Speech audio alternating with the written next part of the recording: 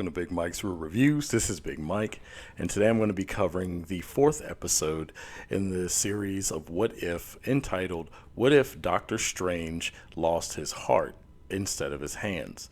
Now, I know that title's a little misleading, but we're going to get into this. Now, this is going to be a very spoilery type review, so if you haven't watched the episode, you can take your leave now. If you don't care about spoilers, you can keep watching. So, this episode, I really did enjoy this episode. I do like what they're doing with What If. They're really changing up things in the MCU, and they're making it really interesting. The takes that they're, doing on our favorite characters are really intriguing, especially this episode for me, for Doctor Strange. Now, his heart being Christine, the doctor that played by Rachel McAdams in the first Doctor Strange movie. So, she goes with him this time on his way to give this speech or this award that he's winning. And instead of him actually crashing and his hands getting crushed, when he crashes, Christine dies in this universe. So we see here how he tries to keep going back in time using the time stone and to try and save her over and over again. And at this point, he can't succeed. So she just dies over and over and over. And it's pretty terrible. So the Ancient One comes and tells him, hey, there's nothing you can do to save her. And if you do, it's pretty much a fixed point in time. So basically, this fixed point in time is going to break the universe or destroy the universe as they know it in that particular universe if he tries successfully, or if he is successful into bringing her back. So he goes to find the books of Cagliostro because he doesn't listen to, the Ancient One. So he finds the lost books of Cagliostro and he does a lot of research. And in his research, he finds that he needs more power. So while he's reading, it says, absorbing, different beings.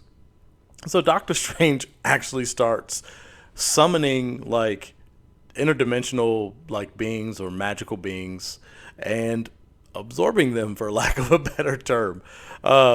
Consuming, he doesn't physically eat them, but he literally just consumes them and, converts them, into energy basically, or dark energy that he can use.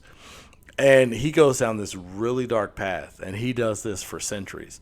And the thing, the first being he summons, again, they're pulling heavily on this. They just show these tentacles, just like they did in the first episode with Captain Carter, which lots are speculating that it could be Shumagorath, because we know Shumagorath is showing up in Doctor Strange and the Multiverse of Madness, and that really is intriguing because I do believe that this version of Doctor Strange is going to show up, and even a lot of people are wondering that if you watch the Spider-Man No Way Home trailer, is that really Doctor Strange?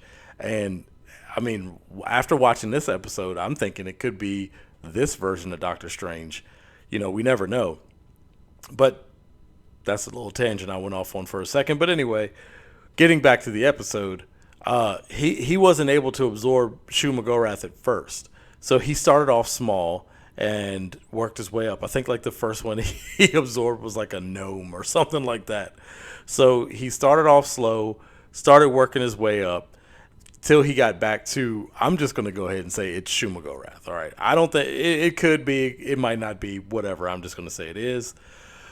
But he was like, hello, old friend, and, whatever, and goodbye, and cut off some of the tentacles and absorb those too. So at this point, we find out that the Ancient One tried to stop Strange before. Now, when she did, she split him in two, right?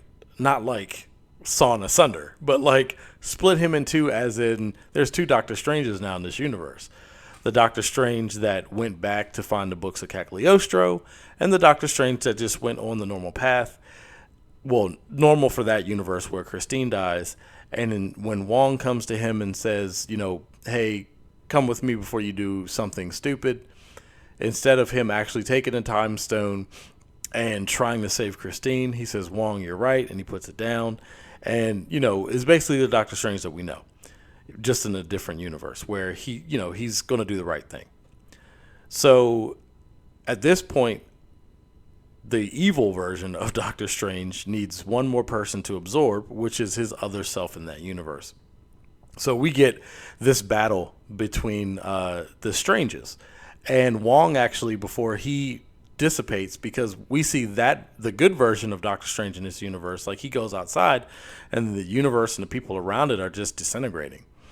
So even Wong starts to disintegrate. So what they do before Wong disintegrates is like they cast all these protection spells on Doctor Strange because he knows that his evil self is going to come for him eventually. So he does. And he tries to reason with them at first and says, they need to join back together. They need to save Christine. And he even like puts thoughts of her in the good Doctor Strange's, mind or whatever. And they have this huge battle. And needless to say, this episode does not end well. The bad Doctor Strange actually ends up winning. Absorbing the good Doctor Strange becomes like something ungodly. I mean, he's just a grotesque creature at this point. He does save Christine. She is appalled by just the sight of him, of course. And then when he brings her back, the universe is collapsing on itself. So she still ends up just disintegrating, basically, in this universe, just like everything else. And Doctor Strange is trying to stop the universe from imploding on itself. He even senses the Watcher. And he actually sees him at this point. He's like, help, I've sensed you before. You must be a god, help me. And the Watcher is just basically like, I can't interfere. And Doctor Strange at this point has a moment of clarity where he was like, well, I did the wrong thing. I didn't mean for this to happen. The universe shouldn't suffer, for my mistakes and, punish me instead of the universe. And the Watcher was still like, there's nothing I can do about it. So at the end of this, we see like this crystal, and just the evil Doctor Strange is stuck inside this crystal, assumingly for the rest of reality to ponder what he's done to his universe, where he's destroyed it. So again, I don't know if I'm thinking that this character is going to come up more either in Doctor Strange's Multiverse of Madness or somewhere down the line, even in What If. But he destroyed his universe and got none of the things that he wanted out of this dark path that he took. And it was very foreboding. I really did enjoy this episode, and I really am excited to see what's to come with What If. They're not disappointing so far. So with that being said, that's going to be the end of the video. I'd love to hear your thoughts in the comments down below. And if you haven't already, click that subscribe button. And if you're feeling extra generous, give this video a like. It's much appreciated. And don't forget to hit that bell to be notified of all my latest content. And once again, thanks for watching, and see you next time.